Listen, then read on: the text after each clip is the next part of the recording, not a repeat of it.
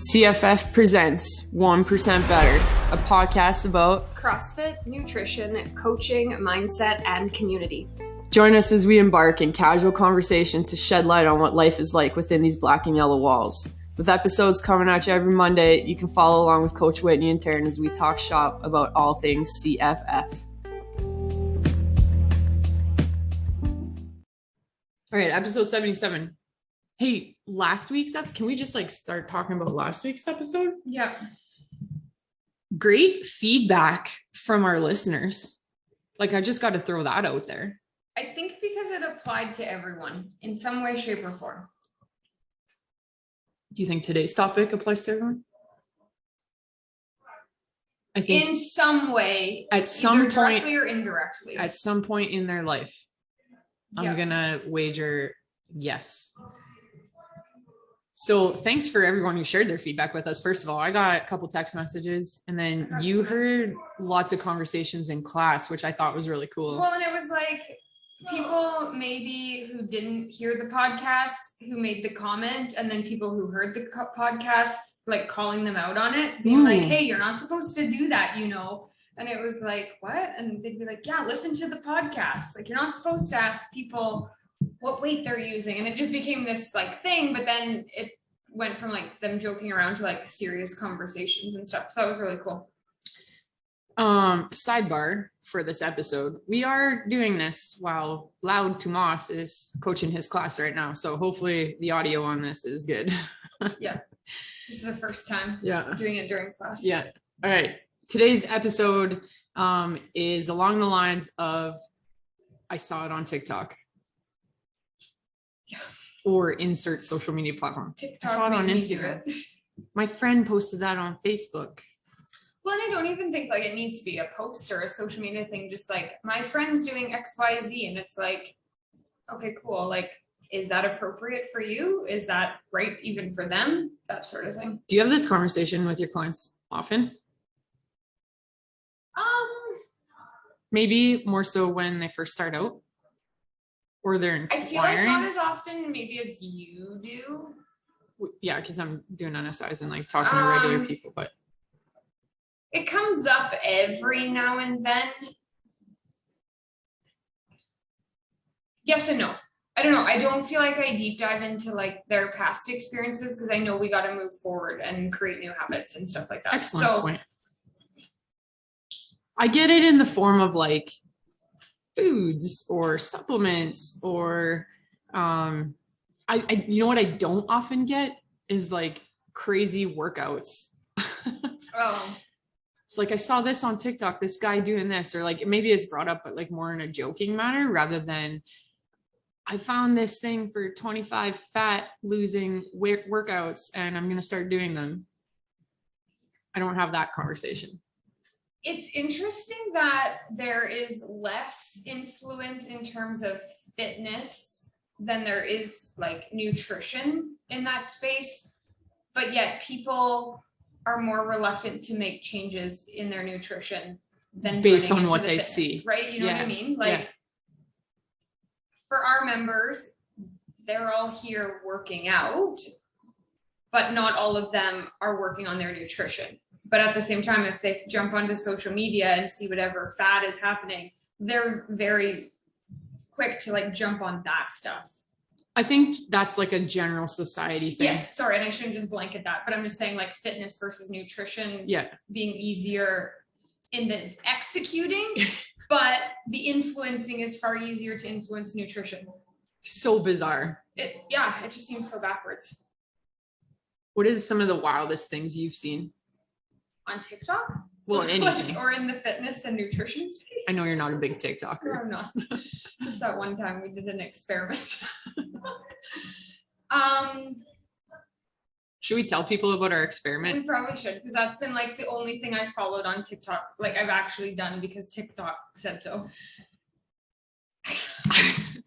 So this one day when back in the lockdown days when we had nothing fun to do, we found a TikTok that showed how you could open an aluminum can, a can of Pepsi, without popping the tab. Well, like without using your hands to pop the tab. Without using your hands, yeah. okay, here's the, and so we saw this TikTok. I should find it and post it in the show notes, but Yeah, you should. so we see this TikTok and we're like, no way, like, no way. And then we tried it. So here's how it goes. You need obviously a can of pop, like something that's carbonated. And then I would suggest, according to the video, put some garbage bags down because it's going to be messy.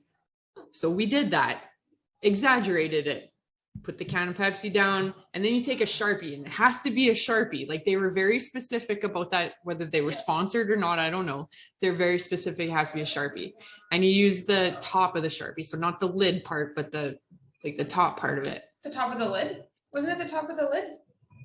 No, it was the gray part. Oh. It was just upside down. Okay. The bottom, so the bottom of it. Put it upside down on the rim of the can, and then push down and drive in circles around the lip of the can. I forget how long you had to do it. Until it opened. Like, you literally just went until it opened. And we're in the video, it was so exaggerated, like the pop and the explosion, and it looked really fun and also unbelievable. So here we are, the two of us. Tracing circles around the lid of the can. And then it just went like pop and did nothing. Like, we didn't even know it was actually open because it just released like such a small bit. Oh man, that was so disappointing. So anticlimactic. Anyways, okay. And then we did it again to see if we had messed it up or something, to see if it would explode, but I didn't think we had the patience to ride it out. Yeah, no. Yeah, that was a fail. I mean, it works, but like definitely not as exciting. But I guess on that note, like, I was just gonna say, you see a video and then you're like, wow, that looks cool. And then you go and do it, you know, replace that with food or a recipe or supplements or whatever it is you might see on that video. Your automatic humane reaction is like, I need to try that. That like, if it worked for this person, it's going to work for me. And I mean, we were kind of talking about this beforehand, is like, you have to understand that these are like, this is an actual marketing strategy, is to play on your need for instant gratification, your emotions, like things like that is, I mean, it's as transparent as it's ever been. Mm-hmm. And yet it's still hook, line, and sinks us, you know? Yeah. I'm trying to think of like the most ridiculous thing I've seen, but I think it's like, for me, it's the supplements. Well, and I was gonna say like beverage related things in terms of like weight Drink loss. this smoothie and you'll lose 50 pounds. Yeah, I think that, and supplements would fall into that line. I think that's probably the worst, and yet people have no problem spending money on that stuff. Exactly. And it's not cheap, right? No, it's and not. Again, it's designed that way, you know? Coming in here to spend some money investing in your nutrition or your fitness to be is coached. A difficult thing. Yeah, it's right. But I mean, then you look at the two different scenarios. The way that product or whatever it is marketed is meant to be like an instant fix solution. And then when you come in here to get nutrition coaching, it's not an instant fix, because this is reality. And we know that is not an instant fix, is where what you see on social media, that is most definitely not reality. I mean, I was just having this conversation with another client about a particular supplement, you know, and it was labeled and marketed as a fat burning pill, right? Take this pill and you're going to get super skinny because it's going to somehow melt away all the fat on your body. And it's just like, that is not how this works, you know? And even if it was how it works, like, where's the sustainability in it, right? Like, if you think big picture, like, are you just going to take these pills for the rest of your life and like not learn how to function and eat accordingly? Yeah, keep drinking wine and eating takeout and whatever, right? And like be okay with your cholesterol rising through the roof because you can fall back on these pills. Like, it, yeah. What is those? Okay, go. Sorry. I was just like, I understand, you know, not everybody has like the background knowledge, and, you know, they're just average Joes that are highly impacted by this stuff. You know, like, I get that. And me myself too, like, I'm not going to stand here and be like, I'm on some totem pole ahead of everybody else, that stuff doesn't affect me. I've definitely been caught in the, I need to buy this right now type of mindset. But, you know,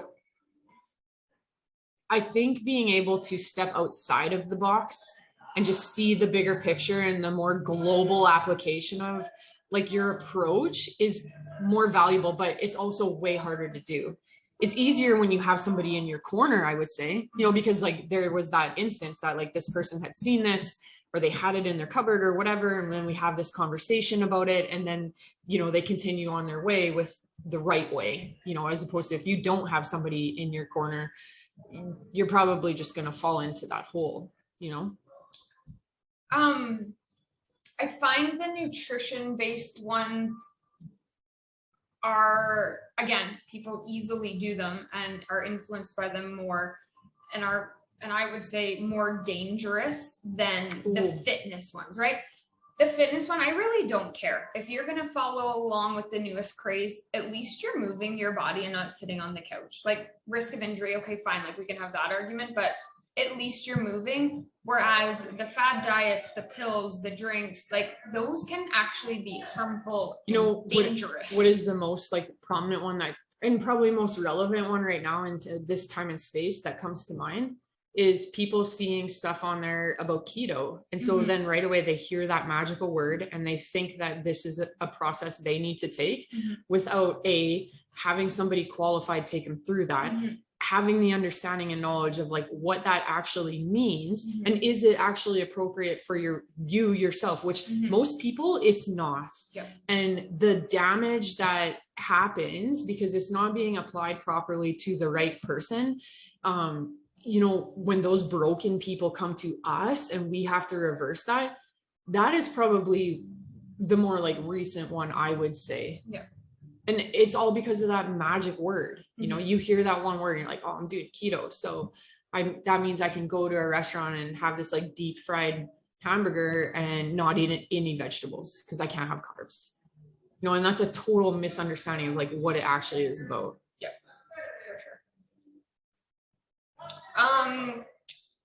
How do you guide, your clients through like all the noise of the fads and the TikTok said to do this and my friend is doing this and it's working for them, so that's what I need to be doing and what I'm doing isn't working? There's a few at this rate of which I want it to work.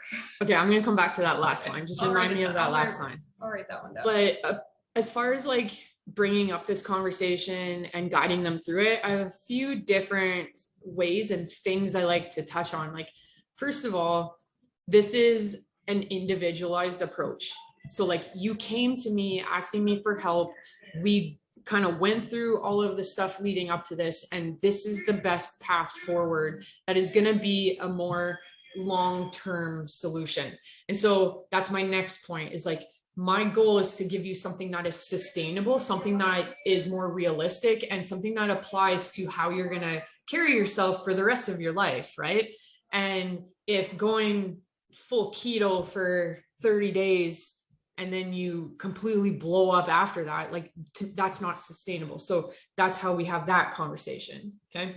And then my last point, like if I can't get through to them through those two things, my last point, and I actually had to pull this card out on someone else just earlier this week, is like, you're paying me to be your coach.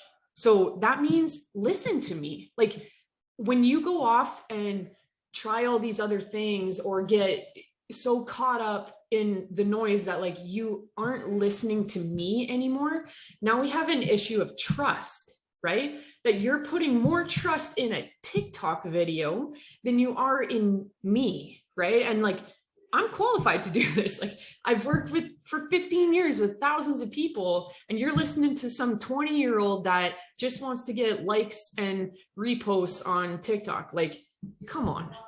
Now we have a trust issue. And so I had to pull that card out earlier. And you know what? Like, that's just a reality check.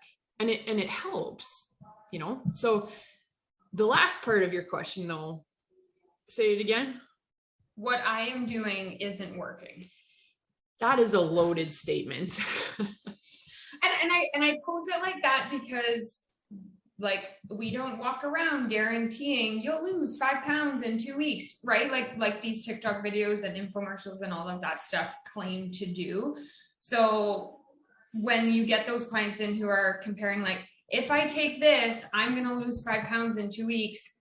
What I'm doing now isn't doing that. Right. The thing that marketing like that does is it creates a very black or white scenario, right? If you do X, Y will happen, right? But in this scenario, in a coaching scenario where all of the variables are being accounted for, right? There's more than just X and Y.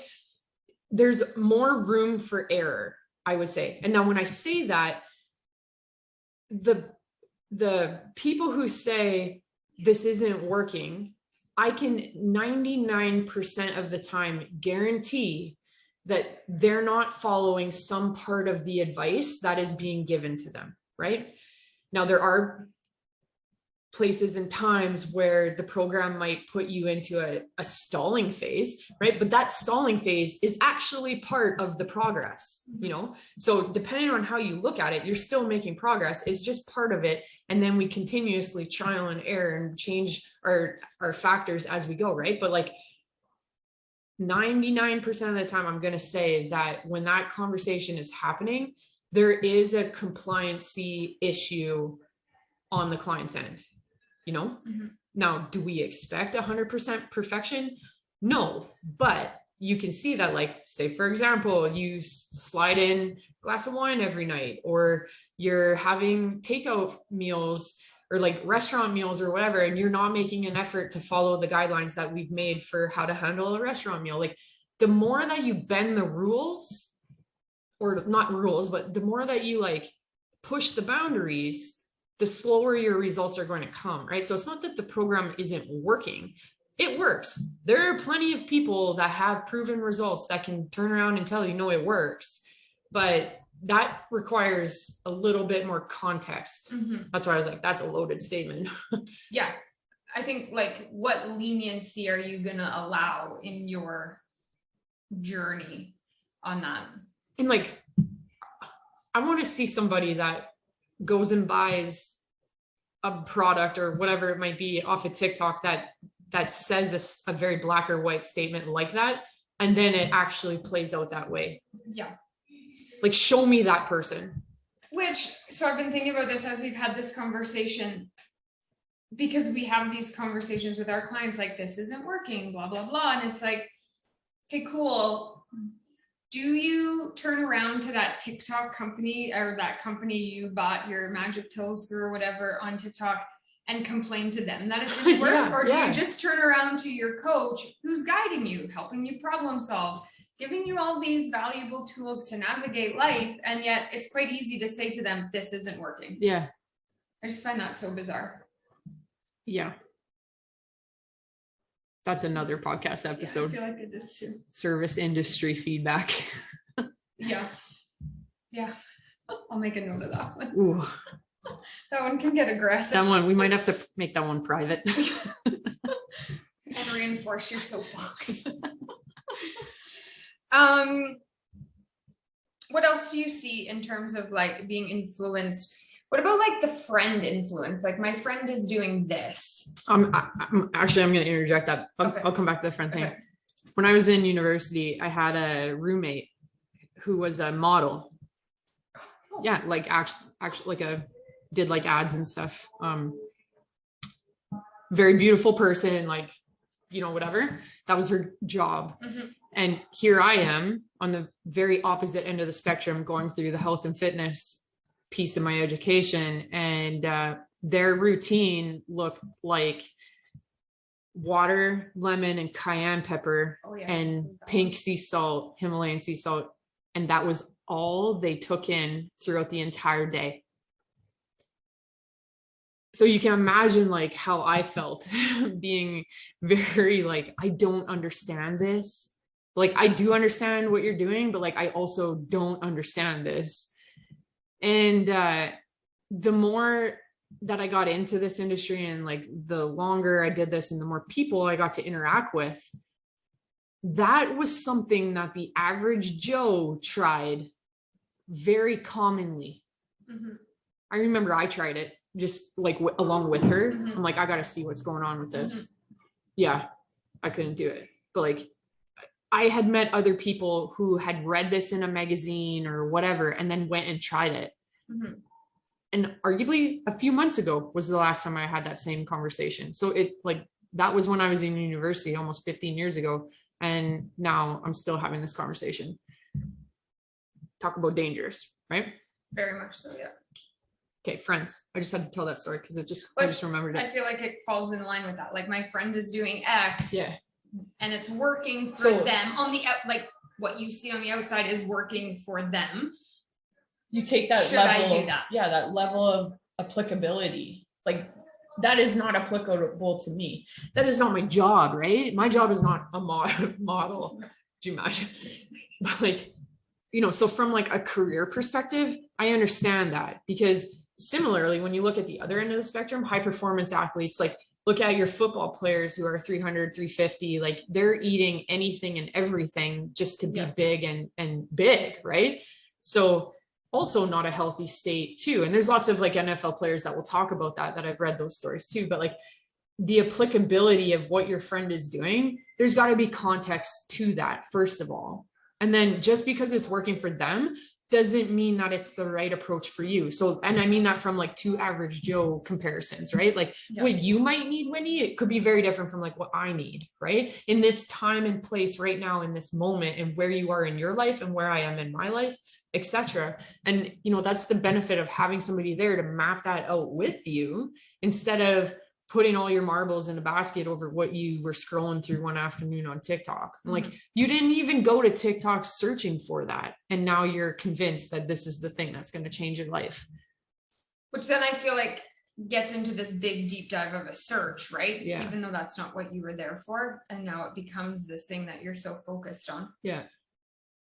This is a good question. Social media. Though, why do you put so much effort or like more effort, I would argue, into following something that you see like that versus, you know, some of the, I mean, I know the answer.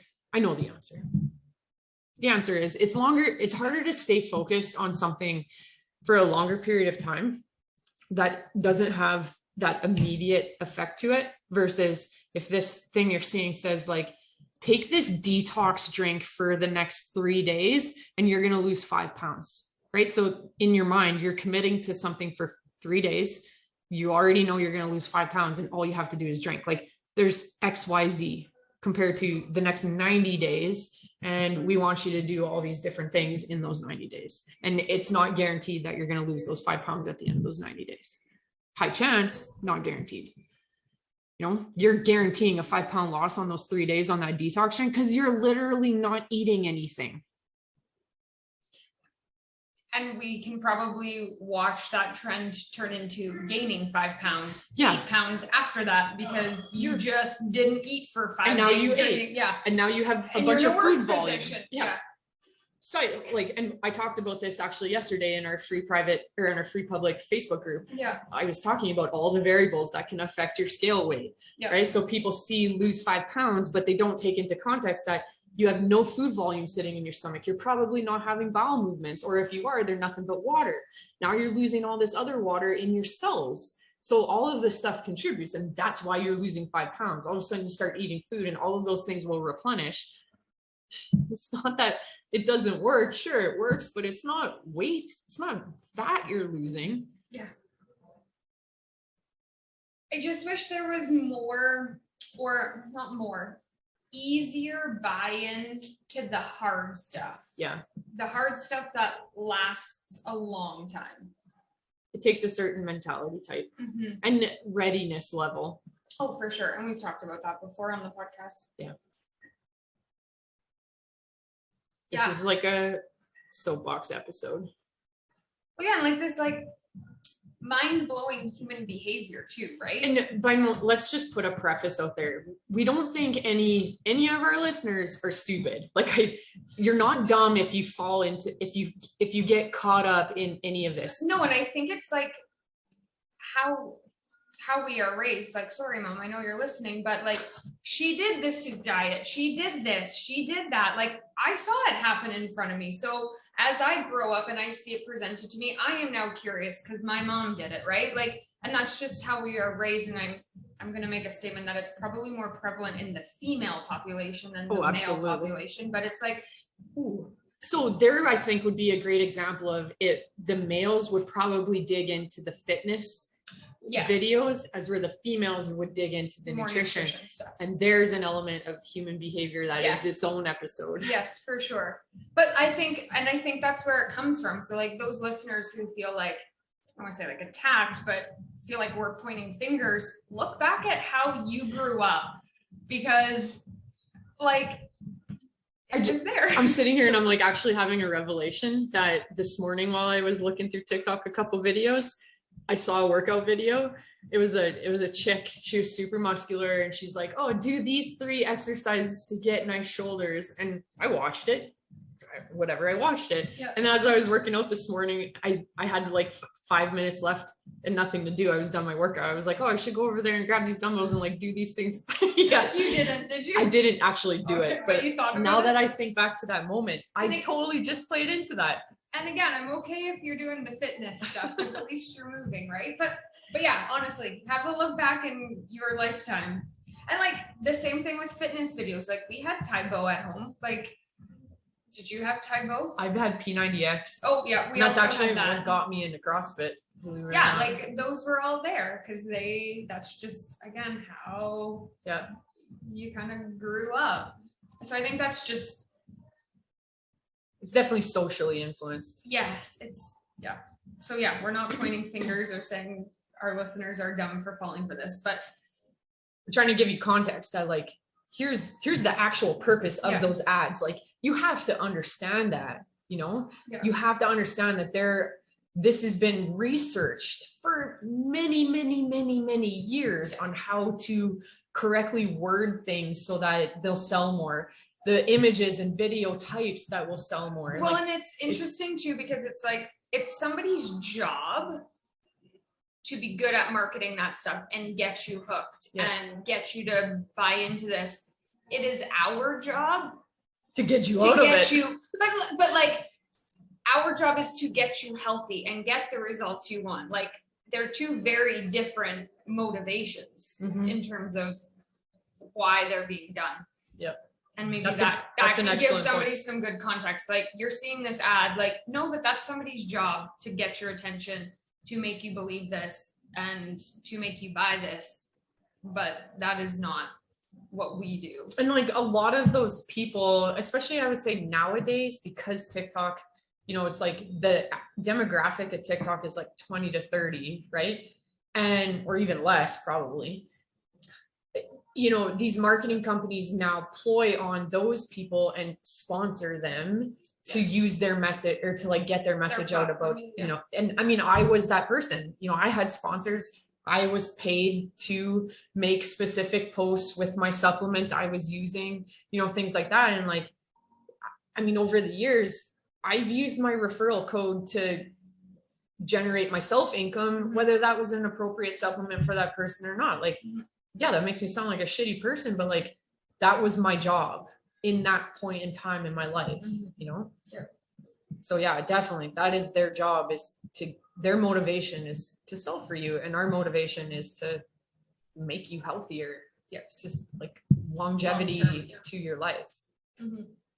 So I guess listener question this week, I'm going to go twofold. Like I want to hear about some of the crazy things that you may have participated in or got hooked on, whether it was TV, friends, social media, whatever. We all have those funny stories of or horror stories of the things that we've tried in the past, whether you're embarrassed or not, we've all been there. It's okay to share that stuff with us. And then the second part of the question is like, how do you view that stuff now? And probably more so for those that have gone or are going through coaching programs.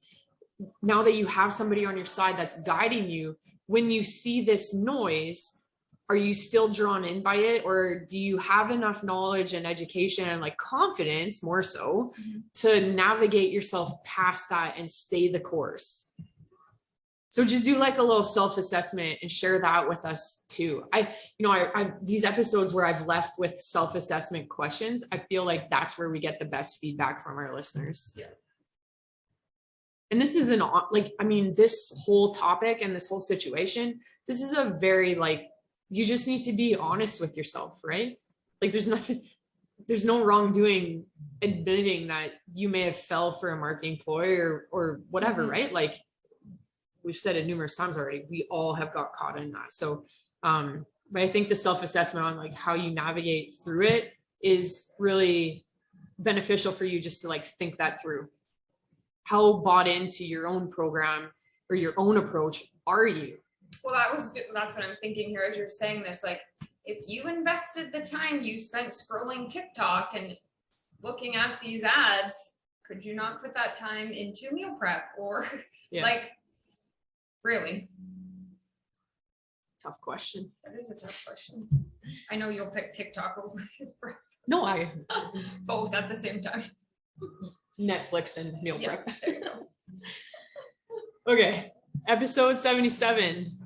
I saw it on TikTok. Thanks for hanging out with us, everybody. As always, we do have that free public Facebook group, Health, Wellness, Fitness, Mindset in Yorkton.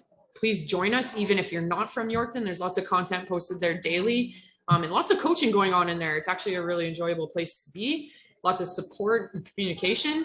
And then you can follow our socials and make sure to submit your listener questions and assessment and feedback with us. We love hearing that stuff. So Facebook, Instagram, Twitter, you know how to get a hold of us. Thanks for listening, guys. Episode 77.